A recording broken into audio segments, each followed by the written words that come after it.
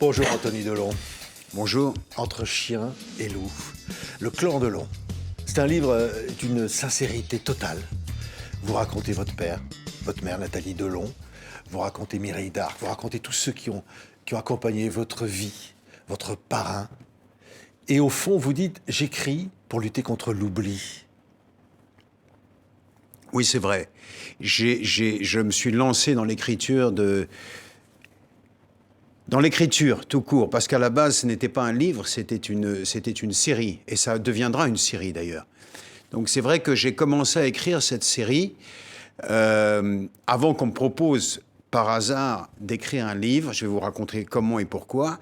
Parce que j'avais le besoin d'arrêter le temps. Parce que j'avais le besoin d'inscrire dans le marbre des souvenirs.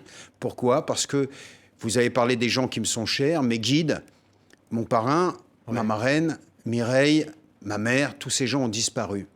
Et enfin, aujourd'hui, mais au moment où j'ai commencé à écrire, on avait diagnostiqué à ma mère un cancer du pancréas, donc fatal, et mon père venait d'avoir son accident. Et j'ai eu peur, et j'ai eu besoin tout à coup, voilà, comme pour arrêter le temps, d'inscrire des images dans le marbre. J'ai eu besoin de nous raconter, j'ai eu besoin de parler de nous. Et c'est parti comme ça. Oui, que comme si l'amour n'était pas une malédiction qui se transmettait de génération en génération. C'est ce que vous écrivez. En fait, je dis que l'amour est une malédiction. Non. Il y a une malédiction. Vous m'avez un peu aiguillé, mal aiguillé. J'ai dit que je m'attaquais à une malédiction qui se transmettait de génération en génération, dont la première victime était l'amour. Ça voulait dire qu'on est capable d'aimer, mais on peut aimer très mal. Et donc, dans ce livre, je parle aussi de résilience et de pardon.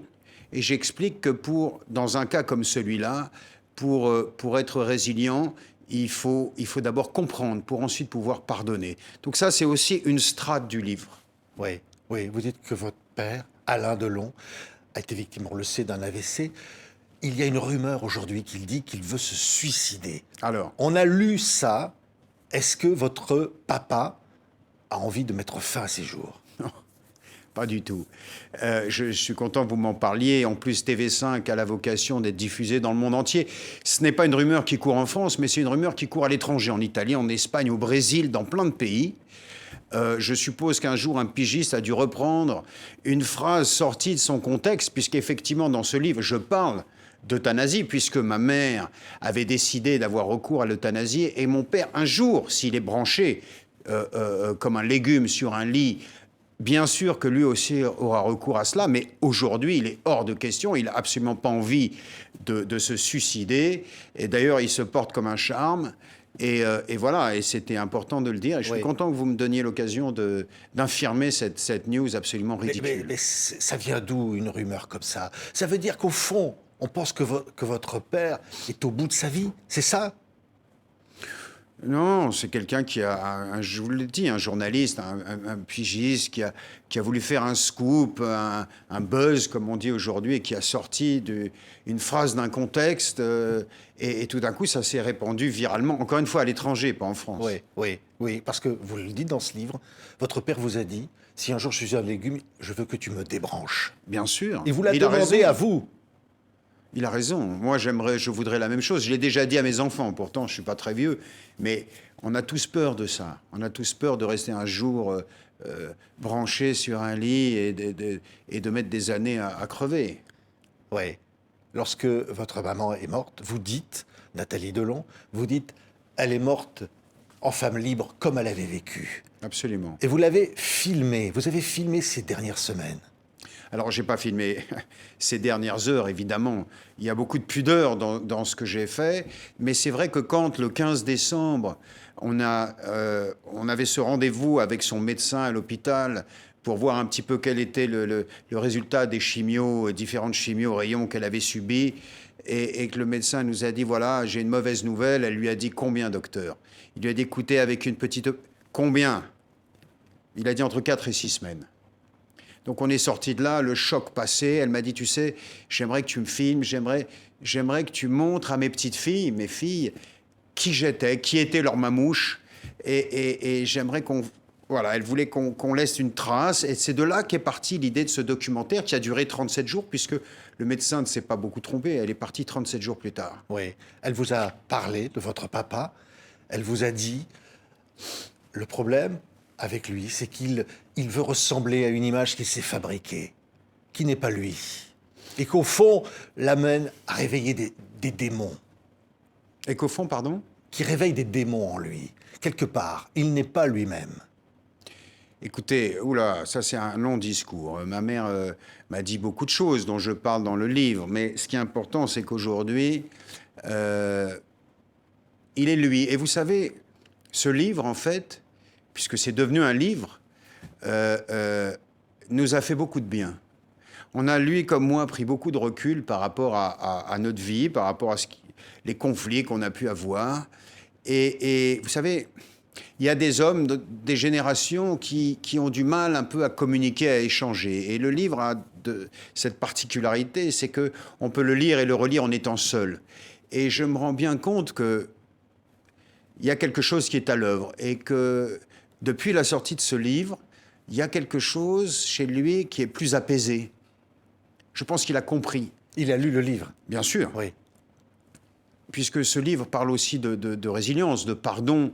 Et j'ai dit un jour que, voilà, il y a eu des moments très durs entre nous, mais que c'était l'enfant à l'intérieur de lui qui parlait, cet enfant qui était blessé, parce que lui, comme ma mère, comme moi, avons souffert d'un syndrome d'abandon.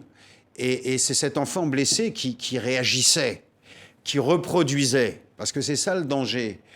C'est que quand on est victime de problèmes familiaux, ce qui est universel, hein, je le dis aussi dans le livre, et d'ailleurs j'étais à un salon ces derniers jours et 9 personnes sur 10 sont venues me voir en me disant « Oh là là, merci d'avoir écrit ce livre, j'ai l'impression que ça va m'aider parce que moi aussi j'ai eu ça, j'ai eu ça, j'ai eu ça ». Et mon père s'est rendu compte, voilà, que c'était possible de pardonner.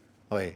Et vous dites aussi... Et de faire la paix avec lui-même. Oui. Il vous a raconté des secrets dont vous dites « je ne les révélerai jamais ». C'est normal. Oui. Il vous a dit des choses secrètes. Je dis que c'est un peu comment dire, je ne sais pas comment je formule ça, mais je parle de l'aîné à qui on transmet certaines choses, et oui. Oui. Qui est important parce que vous dites « il ne vous a jamais demandé comment ça allait dans toute cette enfance ». Un jour, il vous voit au théâtre, la scène est magnifique. Et là, vous le voyez sourire dans la salle, et il vient vous voir, et ensuite il vous téléphone, il vous dit « tu étais magnifique dans ton costume ». Oui. Et là, vous dites « tu m'appelles pour me dire ça ». Vous êtes étonné qu'il vous fasse un compliment. Oui, j'avais la grippe, j'avais 42 fièvres, mon téléphone sonne, effectivement. Il était venu me voir jouer au théâtre, il était venu ensuite dans la loge pour me dire « t'étais magnifique ». J'ai beaucoup aimé, il m'a fait des compliments. Et puis voilà, et puis 3 jours après, j'étais au lit, le téléphone sonne, c'était lui, il me dit, tu sais, je voulais te dire, et il a tenu à me le redire. Et ça m'a beaucoup, oui, ça m'a touché. Oui. Oui, parce qu'il y a tous les souvenirs, l'enfance... J'explique tout ça dans le livre. Oui. Là, tout à coup, vous m'en parlez, il faut que je cherche dans mes souvenirs, mais l'essentiel est là, oui. Oui. Mais vous dites franchement que vous n'étiez pas heureux et que ça vous conduisait à faire des conneries. Bon, vous racontez les conneries que vous avez pu faire. Ça commence par un vol de mobilette. Après, vous allez vous retrouver en tôle. Il vient d'ailleurs vous voir à la prison. Vous racontez cette scène. Il y a même des photographes de Paris Match qui attendent dehors. Oui, oui, c'est vrai. Quel souvenir vous avez de ça? Votre père au parloir. C'était un flic, le film de Jacques Doré, un petit peu l'impère kaki et les lunettes roses. Voilà, c'était cinématographique, je dirais. Oui. Mais écoutez, on a un peu vécu les mêmes choses et dit les mêmes choses. Il a dit un jour, un gosse qui fait des conneries est un gosse qui est malheureux. Et bon, voilà. Et moi, j'ai été envoyé en pension à l'âge de 10 ans. Et j'ai grandi un peu seul. Et donc, effectivement, je pense qu'inconsciemment, quand on est petit ou plus jeune, on fait des conneries pour attirer l'attention ou parce qu'on est en colère. Déjà, ça commence, on est en colère. Oui. C'est vrai, ce livre-là, c'est un livre de résilience, c'est un livre d'amour, au fond. Parce que derrière, on voit les blessures de votre père. On voit tout ça. Bien sûr, on Ouais. voit, Parce on voit que nos c'est blessures vrai- à tous. Oui, mais il a des comportements très durs envers vous. On vous en a beaucoup parlé Mais dans la vous voyez, vous promotion en du parlez livre. énormément, mais Oui. il faut savoir que c'est pas non plus un livre sur mon père. Oui. C'est un livre sur notre famille. C'est-à-dire que ce livre a plusieurs strates. Comme j'ai dit, la première, c'est un hommage que je rends à mes guides. Mes Oui. guides, c'est mon parrain, ma marraine, qui sont des gens qui ont été mes murs porteurs, qui m'ont accompagné, à qui je rends un hommage, parce que sans eux, je ne serais pas l'homme que je suis aujourd'hui. Et ça, c'est très important. C'est la première chose. Et je parle aussi de Mireille d'Arc, je parle de ma mère, je parle de notre vie. Il y a aussi des anecdotes qui sont croustillantes et formidables et drôles que j'avais besoin de raconter, comme celle du président Ah ben, Giscard alors, allons-y. d'Estaing. Mais Valéry Giscard d'Estaing qui se retrouve qui se fait au domicile sortir de Mireille d'Arc. chez nous. Oui.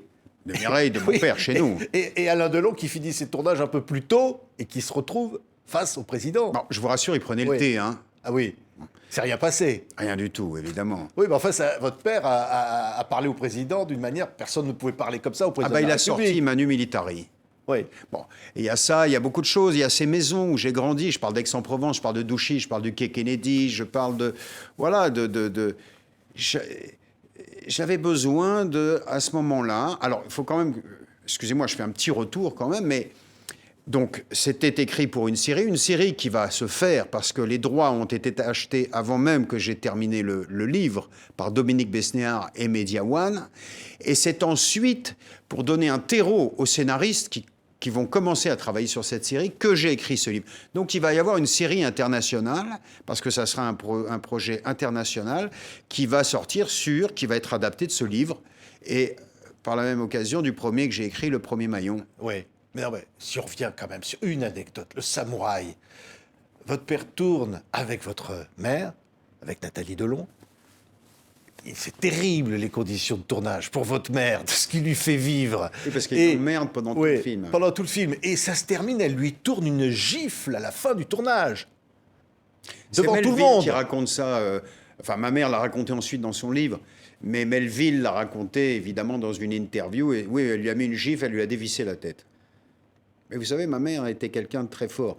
Physiquement, mentalement, elle était petite, toute mince. Je l'ai dit, ma mère, c'était une lionne dans un corps de moineau. Mais je peux vous dire qu'elle était forte. Ouais. Et alors, ça va être un guide extraordinaire. Mireille d'Arc. Je veux qu'on dise quelques mots de Mireille. Mireille. Donc vous dites, elle a été l'architecte de la vie d'Alain Delon.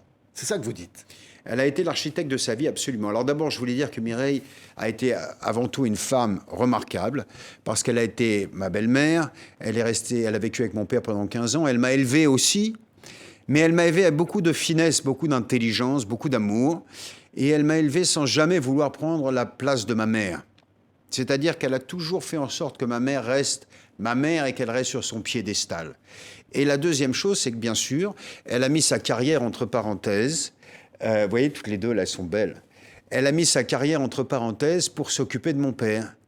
Et elle lui a construit ses maisons, et j'en parle dans le livre, la maison d'Aix-en-Provence, qui était extraordinaire, et puis Douchy, qui a été une entreprise pharaonique. Parce qu'il faut savoir qu'à Douchy, on a un lac qu'on a déjà vu et qui a remplacé un château. Donc elle a fait raser le château, creuser le lac.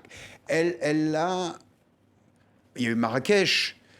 Si vous voulez, elle a dédié sa vie à cet homme et elle lui a fait son univers, ses maisons.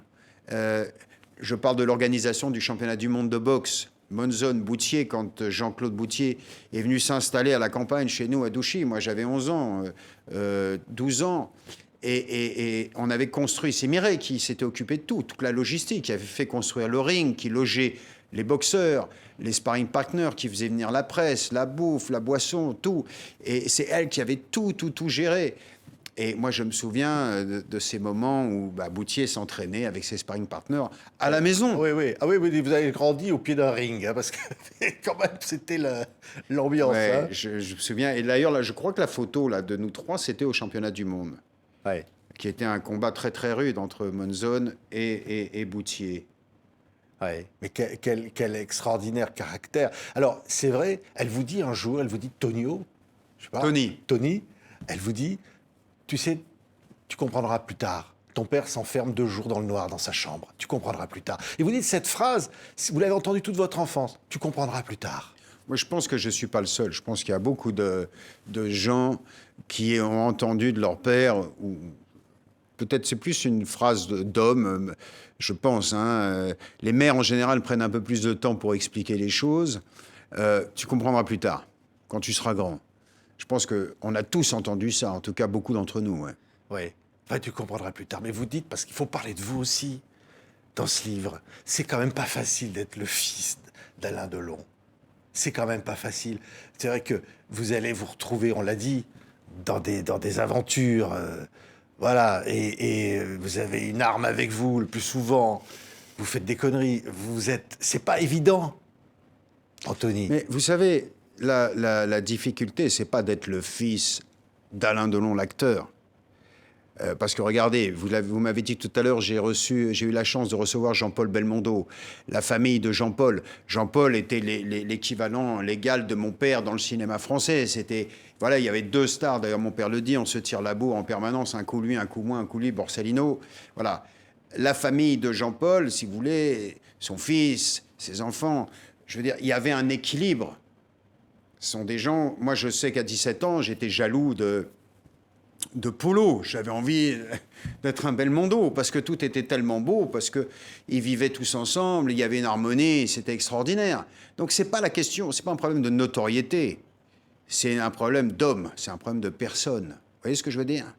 Alors évidemment, la notoriété, le nom, c'est un petit peu la cerise sur le gâteau, c'est-à-dire que ça rajoute une problématique. Mais si vous avez un équilibre à la maison, vous pouvez vous appeler Belmondo, Delon, Ventura, Gabin, les choses se passent plutôt pas mal, ou même très bien. Ouais. Il peut y avoir, mais vous le dites aussi, une certaine jalousie.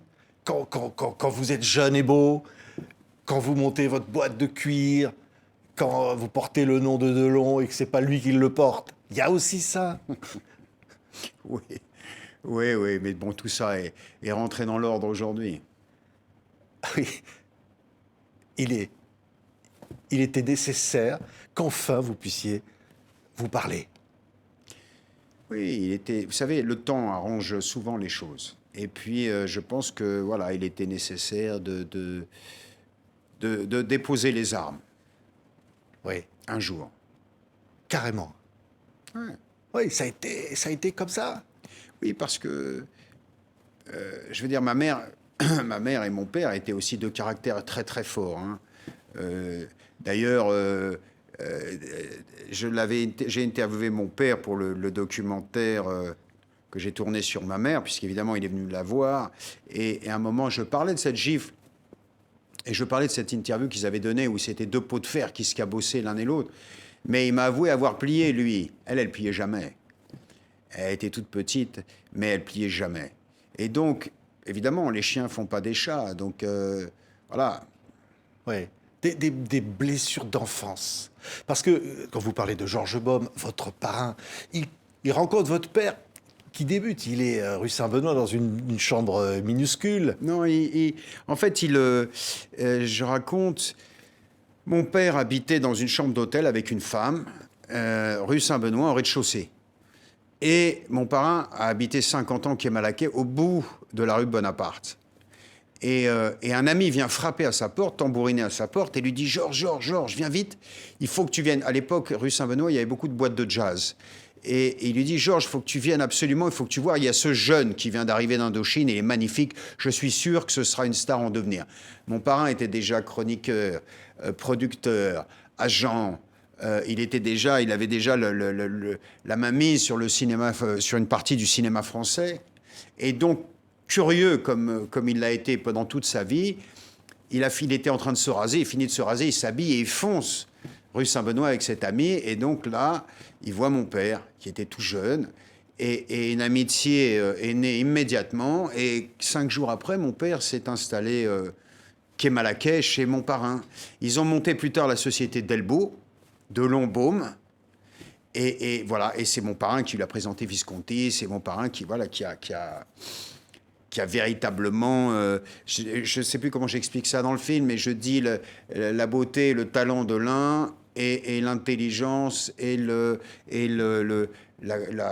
métier de l'autre ont fait que, voilà, comme c'est souvent le cas dans des professions où vous avez deux personnes, 2 valeurs qui se rencontrent, de talents. et voilà, et qui Qui- transforme l'essai. Incroyable. Alors, il va être très, très ami avec Romy Schneider, votre parrain, Très. très ami. Vous racontez d'ailleurs comment votre père quitte Romy Schneider. C'est une lettre. Oui, c'est pas moi Quelques qui le mots. raconte, Oui. c'est lui, je crois. Hein. Oui. Ma mère aussi l'a raconté, une lettre. Oui, j'ai rencontré une femme, Nathalie. Mais bon, on va pas raconter J'ai toutes raconté les une femme, anecdotes, je m'en parce que vais. sinon les gens, ils vont plus acheter Ah non, le non, mais bouquin. il y en a plein. Il y en a Non, mais je encore rigole, plein. je plaisante quand je Ah dis non, ça. mais c'est pour ça, je veux dire, vraiment, ce que je disais au début de cette émission, c'est incroyable. La franchise, ce que vous racontez, c'est des choses qu'on a... bah, on sent bien qu'il y a quelque chose qui vient de très loin dans ce livre. Oui, ça vient du cœur. Ouais, Ça peut être très loin ou très proche, le cœur, en fait. Vaut mieux l'avoir proche. ouais. Mais ce qui est beau, c'est dans cette franchise, il y a beaucoup d'amour au fond. Non, mais il n'y a que de l'amour. Que de l'amour, parce que Mireille d'Arc, évidemment, c'est un portrait magnifique que votre maman aussi, votre père aussi, à travers ses faiblesses, vous lui rendez un hommage magnifique. Au-delà de l'acteur qu'on aime, qu'on connaît, Oui, mythique. bien sûr, l'acteur, la carrière, on la connaît. Après, c'est l'homme. Oui, bien sûr, bien sûr. C'est pour ça que je dis, ce qui est important vraiment dans ce livre, c'est le fond. C'est-à-dire qu'il y a toutes ces anecdotes qui sont sympas ou qui sont plus dures aussi. Hein, il y en a, mais dont vous parlez, dont on a un peu parlé. Mais ce qui est important, c'est le fond. C'est-à-dire que le fond, c'est la résilience, c'est l'amour, c'est le pardon, c'est l'universalité de ces conflits familiaux. Et c'est comment penser les blessures qu'on a tous à l'intérieur de nous, vous en avez sûrement, pour pouvoir apprendre à vivre. Voilà, c'est ça. Et c'est aujourd'hui, à mon âge, j'ai un peu de recul quand même sur les choses. Et c'est à ça dont je me suis attaqué, parce que c'est ça le fond de l'histoire. Oui, oui, les C'est ça le thème du livre. Oui, oui, puis même pour vous, vos amours, vos rencontres, votre vie à New York, à Los Angeles, vous rencontrez Chris Blackwell, qui est le compagnon de votre mère, le producteur Qui devient mythique mon beau-père, ouais. de Bob Marley et U2. Vous vivez des choses absolument extraordinaires. On se dirait, au fond, votre vie est un rêve. Anthony, Elle est votre vie mouvementée, un rêve. il se passe plein de choses, ouais. Votre vie est un rêve et en même temps, elle n'est pas facile. En même temps, elle n'est pas facile. Eh oui. Eh oui. C'est si vous voulez, c'est la face cachée, c'est la partie immergée de l'iceberg, on va dire. Oui.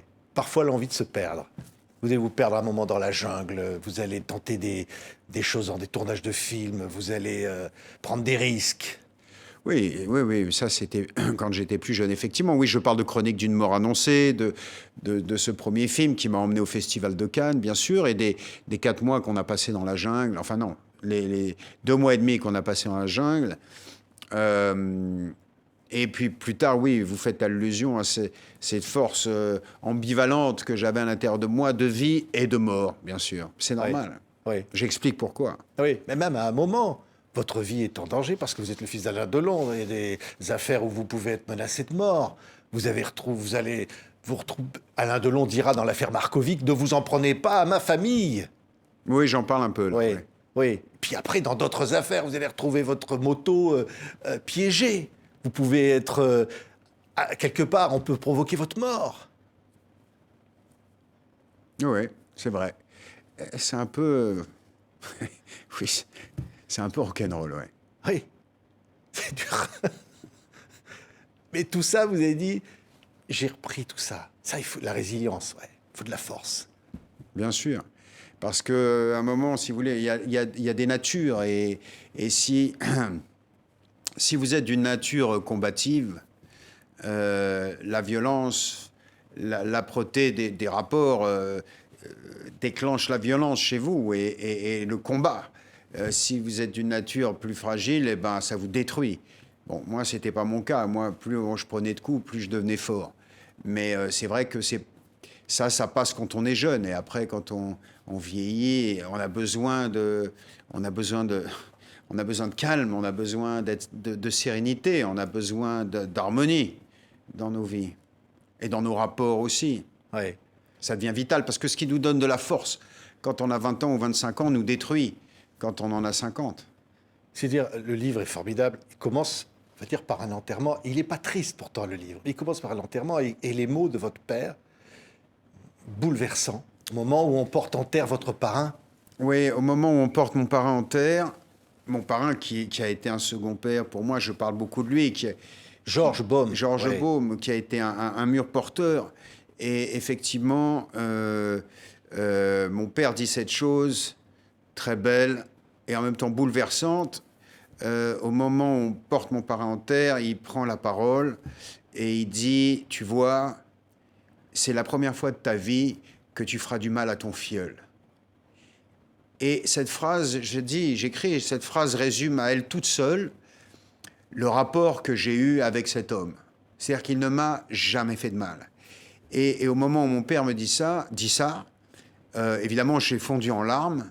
Je voulais moi aussi parler, dire quelque chose sur Parrain, mais j'en étais devenu incapable puisque ça m'a coupé en deux à ce moment-là et bouleversé. Et donc je pleurais à chaudes larmes. Et le curé m'a fait ainsi, il m'a dit monsieur. Et j'ai dit non, non. Et voilà. Et d'une certaine façon, je dis avec humour. Je raconte que mon père vient se placer à côté de moi, poser sa main sur mon épaule, après avoir dit cette phrase avec une grande sincérité et beaucoup d'affection et de tendresse, mais qui m'avait encore piqué le créneau, l'animal. Parce que je n'ai pas pu aller parler pour Parrain devant le... Oh, il y avait 15 personnes, il n'y avait pas grand monde. Hein. Ouais. Non, mais c'est beau. Il y a des choses magnifiques. Alors, comment Mireille d'Arc, quand elle vous parle à vous, elle parle d'Alain, elle dit papa. Elle dit pas ton père ni Alain, elle dit papa. Ça, c'est Mireille. Je sais pas pourquoi. Oui, elle disait toujours ça. Ma mère disait ton père, Ouais. de temps en temps papa, mais Mimi... Elle était un peu votre mère aussi. Papa, pardon. Elle était un peu votre mère aussi, quelque part. Elle a été ma belle-mère. Elle a été une femme dans notre vie, bien Et sûr. merveilleuse jusqu'au bout aussi, Mireille. Merveilleuse jusqu'au bout, Mimi. Ouais. Regardez. Ça a été une résiliente, Mireille. Elle a eu une vie très, très dure, une enfance très compliquée, très dure. Elle en parle dans ses livres. Et puis ensuite, elle a eu ce problème cardiaque, puisqu'on ne l'a pas soignée, elle était enfant, qui lui empêchait d'avoir un enfant, de mettre au monde. Son cœur n'aurait pas tenu. Et ça a été une grande épreuve et une grande souffrance dans sa vie de femme. Si elle avait pu avoir des enfants, elle en aurait eu avec mon père. Et voilà. Et sa vie aurait certainement été différente. Ouais. C'est en ça qu'il est universel, ce bouquin. C'est qu'au fond, vous le dites, les blessures de l'enfance. On peut en guérir. Bien sûr. Mais c'est dur. Mais il faut en guérir. Votre père n'a jamais su guérir les siennes. Il est en train de le faire aujourd'hui. Ouais. Depuis la sortie de ce livre, il y a quelque chose qui est à l'œuvre. Et je pense qu'il est en train de métaboliser certaines choses, de comprendre. Et je le sens, je le vois. On s'est vu il y a 3 jours. Et il y avait quelque chose de beaucoup plus serein. Je ne pensais pas que ça se ferait aussi vite, mais c'est quelqu'un de très instinctif. Et je pense que consciemment, mais inconsciemment, il est en train de faire le travail. Ouais. Être à l'enterrement de Jean-Paul Belmondo, pour lui, c'était quelque chose. Il l'a dit. Ouais. Ah ouais. Oui, c'est... Je veux dire, d'abord pour les enfants de Jean-Paul, pour sa famille, et puis ensuite pour nous aussi. Moi, j'avais beaucoup d'affection pour Jean-Paul. Ouais. Et Anouchka, votre sœur, elle s'occupera de tout, vous dites. Et mon petit frère, Alain Fabien, Ouais. qu'il ne faut pas oublier. Oui. Les deux longs, c'est un clan. Oui. Ça veut dire quoi, le clan? C'est qu'au fond, envers et contre tout, on est unis. Non, en fait, comme je parle du passé, je parle de mon clan à moi. C'est-à-dire qu'on parlait de Mireille, Parrain, Loulou, ma mère, qui a été la seule femme qu'il a épousée. Il le dit lui-même, hein, il n'y a qu'une seule Madame Delon, il n'y en aura qu'une. D'ailleurs, je dis dans le livre, le jour où Mireille est partie, ma mère, il avait perdu ses 2 Valkyries. Voilà, donc ce clan, c'est celui-là. C'est le mien, c'est le clan de mon enfance jusqu'à aujourd'hui. Après, il y a ma famille, celle que j'ai construite avec mes enfants. Il y a mon frère, il y a ma sœur, mais c'est pas la même chose. Ça, c'est le clan, c'est la vie d'avant. Ouais. C'est entre chien et loup. Entre chien et loup, c'est une phrase de mon parrain, parce que c'est quelqu'un qui s'exprimait extrêmement bien et qui a lu toute sa vie et qui avait une culture immense. Et je me souviens qu'un jour, on marchait comme ça, Et il me dit, tu vois, cette lumière, regarde comme c'est beau. Alors je regarde, j'étais tout petit, et il me dit, tu vois, on est entre chien et loup. Alors, je dis, entre chien et loup? Il me dit, oui. Je dis, mais pourquoi? Je disais toujours pourquoi. Je posais 10 000 questions à la seconde. Et il me dit, bah parce que c'est un moment qui est indéfinissable. On ne sait pas si c'est le jour ou si c'est la nuit. Et c'est pour ça qu'on dit entre chien et loup. Tu te rends compte comme c'est beau? Je dis, oui, c'est très beau. Et c'est resté dans ma tête. Alors après, il y a plein d'autres significations, évidemment. Puisque je parle de horde, je parle de clan, bien sûr, mais je parle de dominant, je fais référence au loup. La nuit, enfin, on peut, mais si vous voulez, la genèse de ce titre, c'est ça, c'est Parrain. Ouais. Vous avez toujours peur du noir, peur la nuit, comme vous l'étiez quand vous Non. étiez gamin? Non, j'ai plus peur Vous la avez nuit, vaincu évidemment. tout ça?